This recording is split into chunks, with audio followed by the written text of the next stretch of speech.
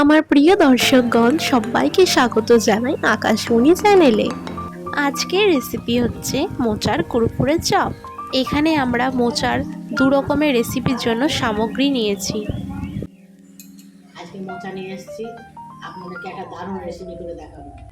মোচাটিকে ছাড়িয়ে নিচ্ছি, দেখুন কিভাবে ছাড়াচ্ছে। এই মোচাটা দিয়ে আমরা দু রকমের পদ্ধতি বানিয়েছি। এখন আপনাদের এক রকমের পদ্ধতি আমরা দেখাবো, পরের ভিডিওতে আপনারা দ্বিতীয় পদ্ধতিটি পেয়ে যাবেন। ফেলে দেবেন আর এইটা ফেলে দেবেন, নাহলে পরে শক্ত কাঠের মতন লাগবে, খেতে ভালো লাগবে। আর শক্ত অংশটাকে ছাড়ানো হয়ে গেছে, দেখুন বন্ধুরা, আর একটা ছাড়ালাম। সবগুলো ছাড়িয়ে নেব। আমাদের সবকটা মোচার ফুল ছাড়ানো হয়ে গেছে।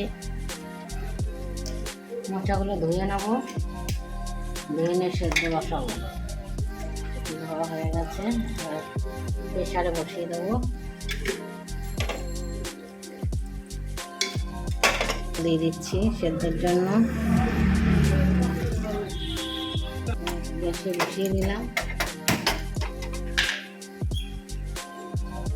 সেদ্ধের সময় লবণ দিয়ে দিচ্ছি, একটু হলুদ দিয়ে দিই,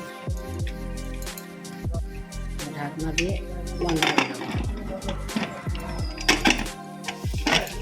প্রেসার কুকারে দুবার সিটি পড়লে বুঝবেন সেদ্ধ হয়ে গেছে। এখানে আমরা 4টে ফুল নিয়েছি সেদ্ধ করা।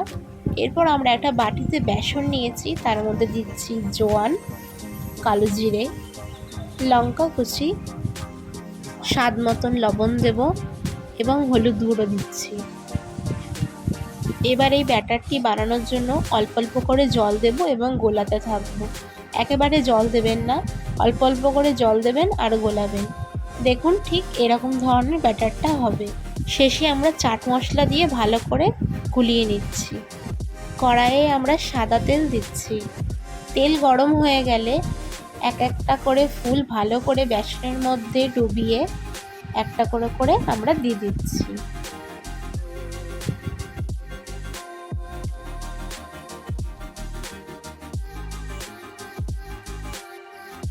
এপিট ওপিট করে ভালো করে লাল করে ভেজে নিলেই রেডি মোচার কুড়মুড়ে চপ।